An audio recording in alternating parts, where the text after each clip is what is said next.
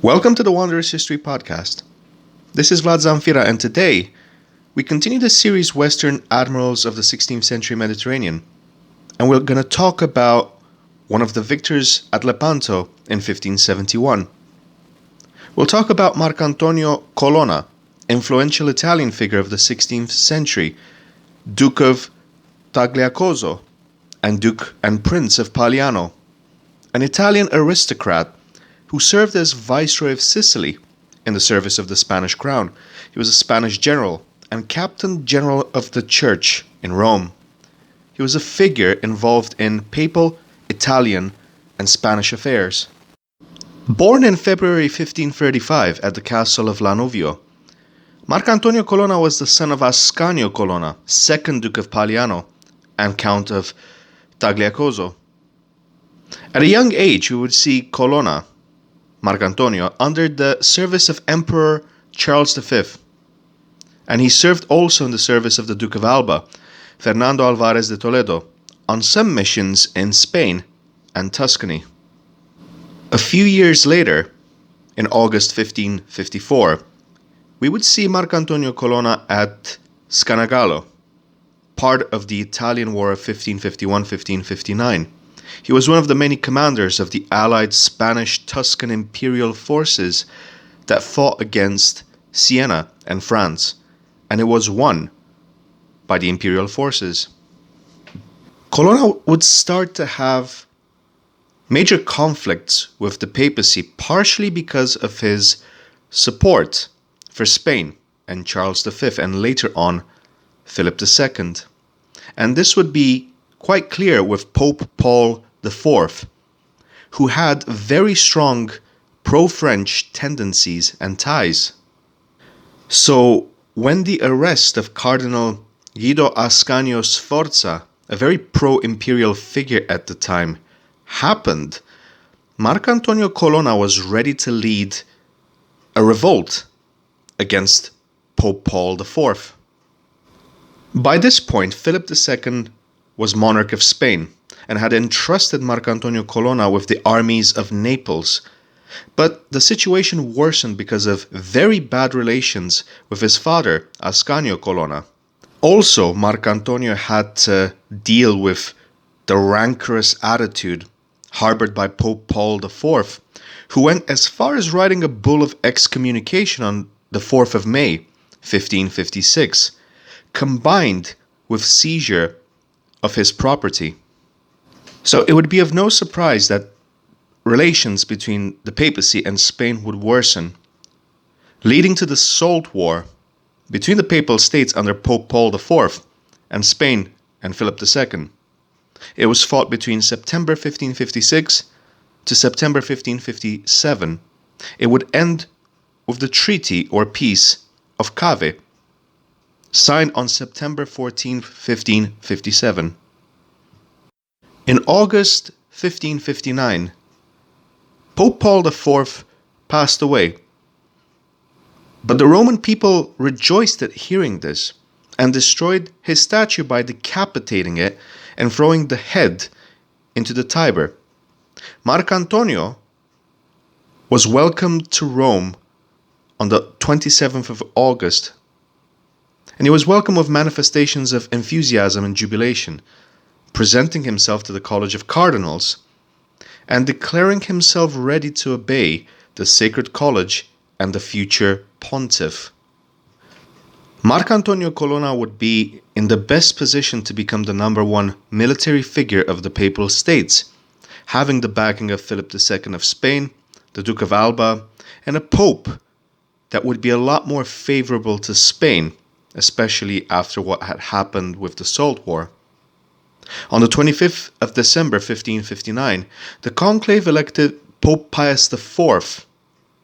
Also, on April the 3rd, 1559, previous to this election, the Treaty of Cato Cambresis confirmed Spanish hegemony in Italy, including the Papal States. His relation to Spanish King Philip II would keep solidifying, and in 1564 we would see Colonna spending time in Madrid with the Spanish king, at Malta in 1565, he played a very minor role as part of Spain's relief effort. And with Pope Pius V becoming pontiff in January 1566, relations would become even better between Marcantonio Colonna and the papacy.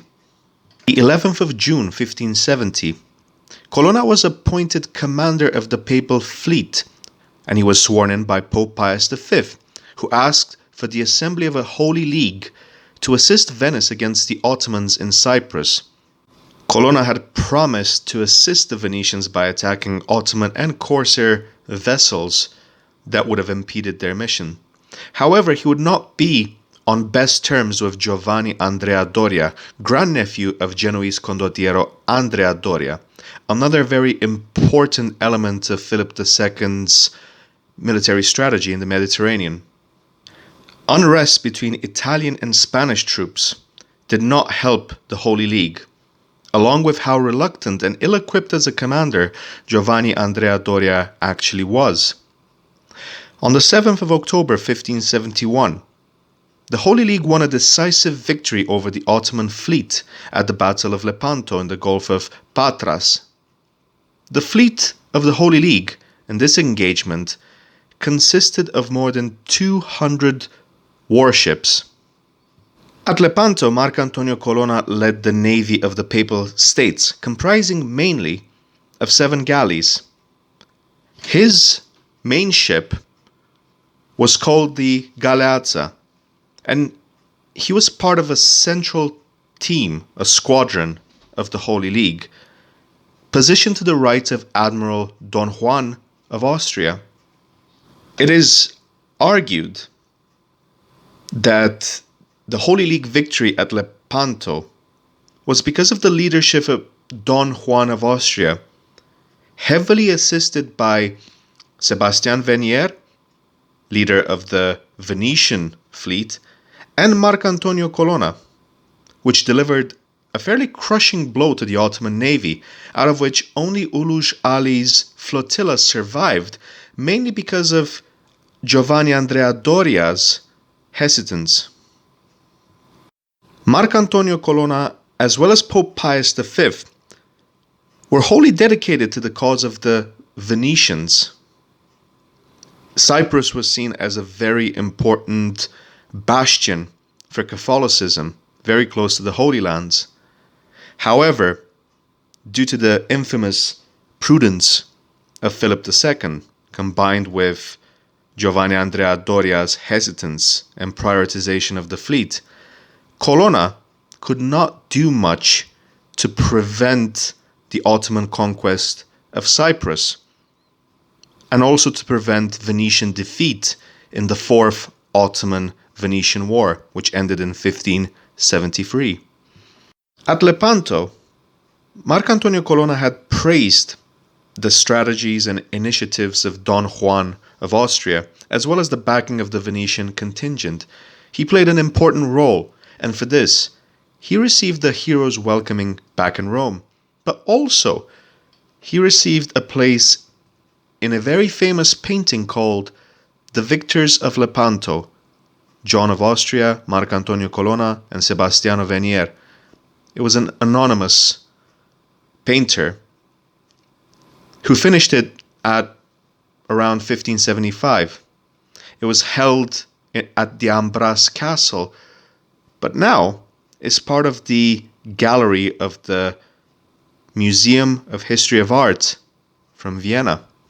Colonna would be heavily rewarded after his return from Lepanto, and he was appointed Captain General of the Church, a position he only held until 1573, when he was replaced by Duke Giacomo Boncompagni, son of Pope Gregory XIII, who was elected after Pope Pius V died on the 1st of May 1572. The situation would slightly change with the new Pope Gregory XIII, and in 1581 he was nominated governor of Ancona, and he was given much smaller roles, like inspecting the defenses of Malta and mainly being counselor to Philip II of Spain. For sure, Lepanto would be his last major military engagement. And years later, on the 1st of August 1584, at the age of 49, he passed away on a trip to Madrid. And he was laid to rest at the church of San Andrea in Pagliano. Marcantonio Colonna had a turbulent career marked by the instability in Italy before the Treaty of Cato Cambresis. But all along he had been Duke of Tagliacozzo, the Duke of Prince of Pagliano. He was an Italian aristocrat who also served as Viceroy of Sicily in the service of the Spanish crown. He was a Spanish general and Captain General of the Church. Most importantly, he was one of the victors at Lepanto. Thank you for listening to the Wanderer's History podcast and to this episode of the Western Admirals of the 16th Century miniseries about Marcantonio Colonna. Please stay tuned, for the next episode will be about one of the most talented and underrated military commanders of the 16th century, Don Juan of Austria. In the meantime, it'd be great if you could check some of the other episodes from the other miniseries, and also to subscribe if you can. Until the next time, all the best.